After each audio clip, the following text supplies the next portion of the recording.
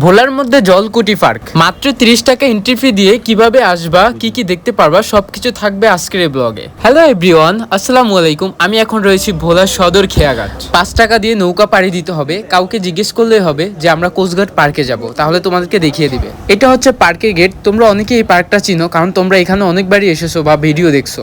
So আমি তোমাদেরকে বর্তমান নতুন আপডেট দিতেছি এই পার্কের। পূর্বের মতো 30 টাকায় রয়েছে এন্ট্রি ফি। দেখছো কি সুন্দর টায়ারের ঘর, এটা শুধু তোমাদের জন্য, যারা বয়ফ্রেন্ড গার্লফ্রেন্ড আছো, যারা আসবা তোমাদের জন্য। ঢোকার শুরুতে তোমরা অনেক কিছু পাবা, লাভ চাপ বক্কর আবিজাবি অনেক কিছু পাইবা। জুম করে দেখো আমার পিছনে যা কিছু আছে, এগুলা সবকিছু পার্কে ঢোকার শুরুতেই দেখবা। আর হ্যাঁ, এগুলার সাথে ছবি তুলে আমাকে মেনশন করে দিবা, তাহলে আমি লাইক আর কমেন্ট করে আসবো। সামনের এই সম্পূর্ণ জায়গাটা ফাঁকা। এই পার্কে আগে এইখানটাতে বসার জন্য, মানে বিচে যেমন বসার জন্য বিভিন্ন ধরনের টেবিল থাকে, যে কক্সে গেলে দেখি আমরা রেস্ট যেই টেবিলগুলা, মানে ওই রকম টেবিলগুলো নাই, কিছু সব সরাই ফেলছে। ছাতাও থাকতো, কিচ্ছু নাই এখন, পুরাটাই ফাঁকা।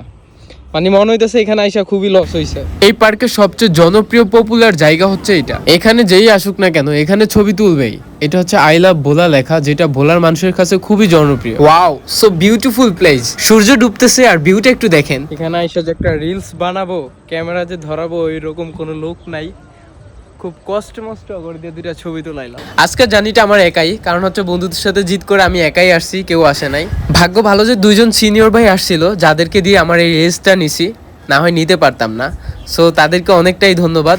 ওনাদেরকে আপনাদেরকে একটু দেখাই। এই যে এই দুইটা ভাইয়া ছিল, ওই একটু ওইদিক যাই, দেখি ওইদিকে কি আছে। সামনে ফিমেলদের জন্য একটা রেস্ট রুম দেখা যাইতেছে, নাকি রেস্টুরেন্ট জানি না। কি পরিবেশটা খুব সুন্দর না? দাঁড়ান একটু জুম করে একটু দেখাই। আস্তাগফিরুল্লাহ আস্তাগফিরুল্লাহ আস্তাগফিরুল্লাহ। এই হচ্ছে আমাদের ভোলার অবস্থা। এগুলা কি ভাই, এগুলা কি দেখতেছি আমি? এগুলা কি দেখলাম? আল্লাহ আল্লাহ, তুমি হেদায়েত করো আল্লাহ। তো আমি আর ওইদিক যাব না, এ পর্যন্তই বসি, কারণ ওইদিকে যে অবস্থা চলতেছে ভাই, ওইদিকে যাওয়া নিষেধ। মানে এই মুহূর্তে মনে হইতেছে সবচেয়ে অসহায় বাংলাদেশের মানুষটা হচ্ছে আমি, অবহেলিত মানুষটা হচ্ছে আমি। মানে আমার মতো একার কেউ নাই। চলেন এবার এদিকটা ঘুরে আসি। ওয়াও, এই দিকটাও তো বেশ সুন্দর। দেখছো আমি কোথায় আছি? আমি একটা দোলনায় আছি।